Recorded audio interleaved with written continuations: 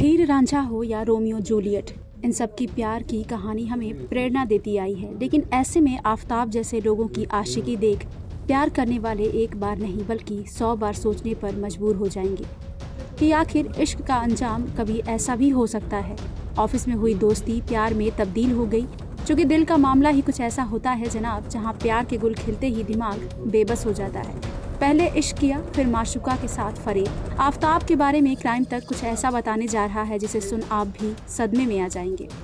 जो चीज निकल के सामने आई है, अब उसकी जांच के लिए पुलिस ने डेटिंग ऐप को लिखा भी है ताकि ये पता लग सके कि 18 मई के बाद जब ये एक्टिव हुआ और जानकारी मिली है कि एक लड़की से इसकी बातचीत हुई और वो लड़की जून के महीने में यहाँ पर पहुंची, इसके फ्लैट पर पहुंची थी। अब आप ये सोचिए 3 महीने लगे थे इसे बॉडी पार्ट्स को पूरी तरीके से ठिकाने लगाने में।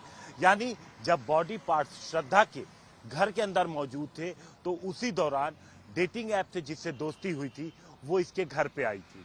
तो किस तरीके की मानसिकता रही होगी ये भी पुलिस की जांच में है। और डेटिंग ऐप से एक बार जब इंफॉर्मेशन पुलिस को मिल जाएगी तो पुलिस की कोशिश है कि वो उस लड़की तक पहुंच जाए और उससे बातचीत करे, उसका स्टेटमेंट रिकॉर्ड करे। आशिकी, दिल लगी, फिर उसी के साथ दरिंदगी। वही प्रेमी जोड़ा, वही घर, वही कमरे का रूम। लेकिन न जाने क्यों 18 मई वाली रात कोई आम रात नहीं थी। दोनों तो एक ही कमरे में थे, साथ खाना खाया, हंसी ठहाके लगाए, फिर कमरे में सन्नाटा सा छा गया, क्योंकि वहाँ दो जिस्म तो मौजूद थे लेकिन जान एक में ही थी।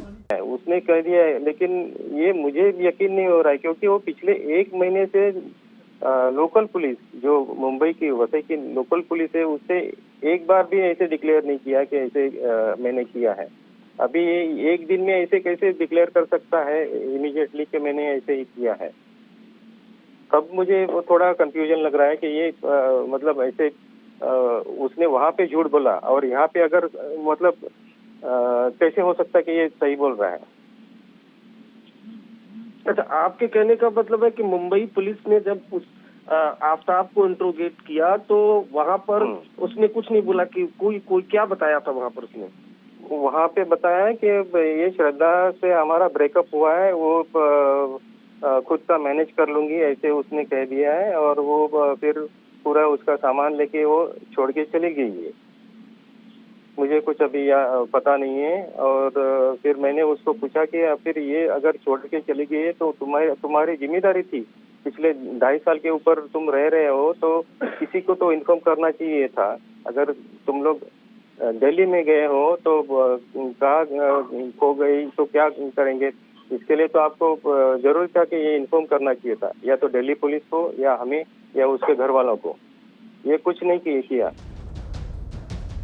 दरअसल कुछ मीडिया रिपोर्ट्स की माने तो श्रद्धा के कत्ल के बारे में बताते हुए आफताब ने अपनी सबसे खौफनाक करतूत को बताया, जिसके मुताबिक श्रद्धा को जिस कमरे में उसने काटा था वो वही जगह पर बेखौफ सोता था। इतना ही नहीं बल्कि श्रद्धा को मारने के बाद फ्रिज में रखे उसके सिर को आफताब रोज देखता था, कभी कभी घर में किसी और को बुलाता था। यहाँ गौर करने वाली बात यह है कि आफताब घर में श्रद्धा के टुकड़े रखने के बावजूद दूसरी लड़कियों को मिलने के लिए बुलाता था।